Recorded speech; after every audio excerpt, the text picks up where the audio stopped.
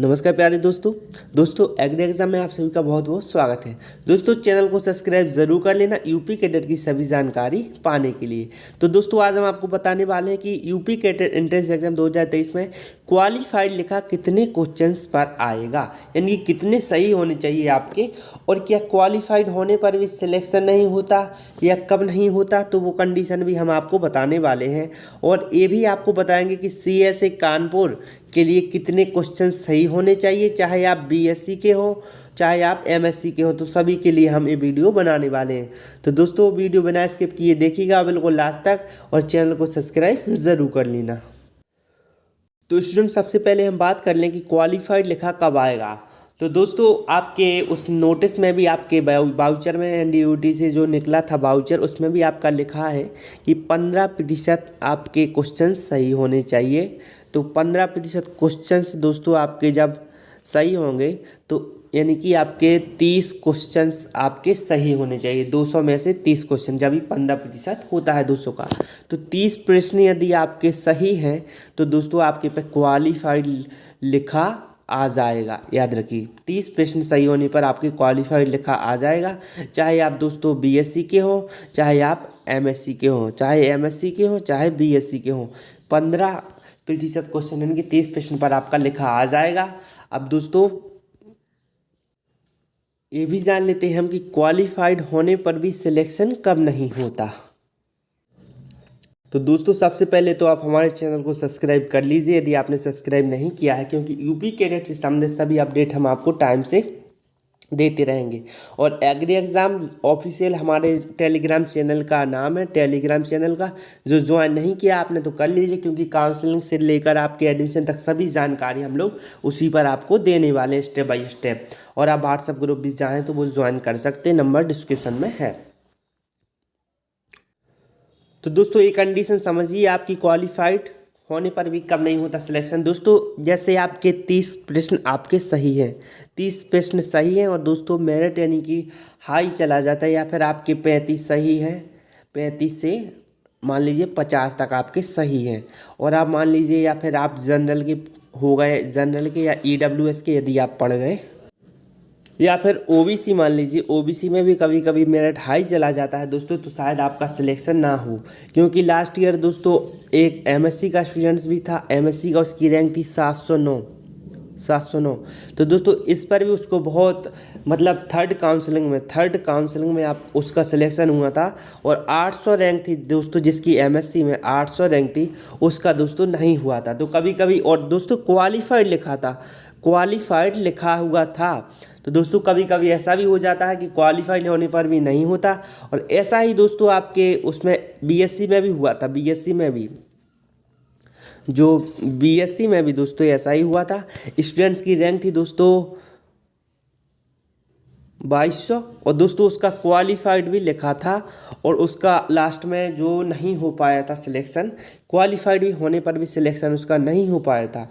तो ऐसे कंडीशन कुछ देखने को मिलते हैं दोस्तों, चाहे क्योंकि कैटेगरीज वाइज भी कट ऑफ थोड़ा बाद में हाई चला जाता है, सीट नहीं बचती, तो वो स्टूडेंट्स आप रह जाते हैं, क्वालिफाइड होने पर भी रह जाते हैं। तो मेरा कहना आपका ये है कि आप ये मत सोचिए कि आपके 30 प्लस हैं तो आपका सिलेक्शन आपका हो जाएगा।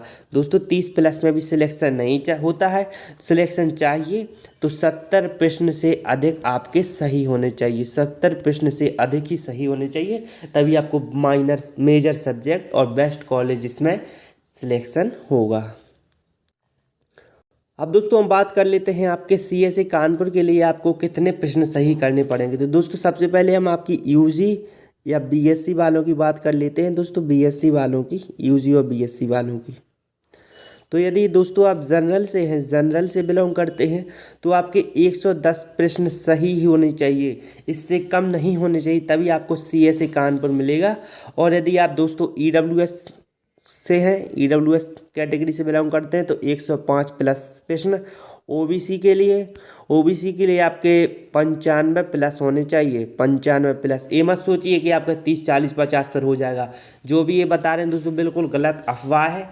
30 40 50 पर कभी सिलेक्शन हो ही नहीं सकता। ये पासिंग मार्क्स ही नहीं है दोस्तों, फेल हैं आप। भले ही उन्होंने 15% दे दिया हो, बट आप फेल हैं 40-50 पर। तो सिलेक्शन के लिए आपको 60 से 70 प्लस ही चाहिए होंगे। अब बात कर लेते हैं SC ST की। तो दोस्तों इनका लो लेवल पर भी सीटें नहीं बचती तो 70 पर भी हो जाता है, और 70 प्लस तो चाहिए ही बेस्ट कॉलेज के लिए। और यदि सीट नहीं बचती हैं दोस्तों, तो फिर दोस्तों 60-50 पर फिर होता है।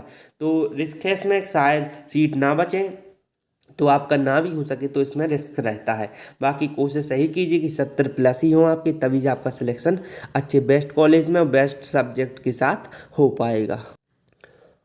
अब बात कर लें दोस्तों हम आपके MSc एग्रीकल्चर वालों की कि कितने रैंक पर आपको CSE कानपुर मिलेगा। तो दोस्तों MSc वालों के लिए यदि आप जनरल से बिलोंग करते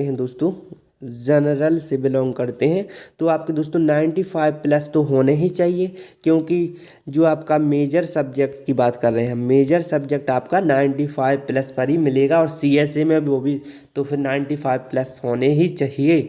और यदि EWS से है तो EWS के लिए भी दोस्तों 90 प्लस आपके चाहिए, क्योंकि ज़्यादा फर्क नहीं होता है जनरल और EWS में। तो आप ये मत सोचिए कि आपका EWS है आपका 70 पर भी 60 पर भी सिलेक्शन हो जाएगा, ऐसी बात नहीं है। EWS में केवल 2-3% ही दोस्तों आपका वो मिल पाता है वेटेज। तो अब दोस्तों बात कर लेते हैं हम OBC की। तो OBC कैंडिडेट हैं जो MSc के लिए अप्लाई करें, तो वो भी दोस्तों CSE में मेजर सब्जेक्ट के लिए 80 क्वेश्चन सही होने चाहिए आपके। 80 से कम हुए तो शायद किसी और लो लेवल के कॉलेज में, बांदा में हो गया, मेरठ में हो गया, इसमें आपको मेजर नहीं माइनर सब्जेक्ट मिलेगा। मेजर नहीं आपको माइनर सब्जेक्ट मिलेगा, जिसका प्लेसमेंट हो चाहे कोई वैल्यू हो वो बहुत ही कम रहेगी। तो आप ये मत सोचिए कि आपका 60-70 में जो 80 प्लस चाहिए ही है। अब बात कर लेते हैं दोस्तों SC ST की। तो दोस्तों इनका 60 प्लस में हो जाता है, 60 प्लस सही होंगे सिलेक्शन आराम से हो जाएगा।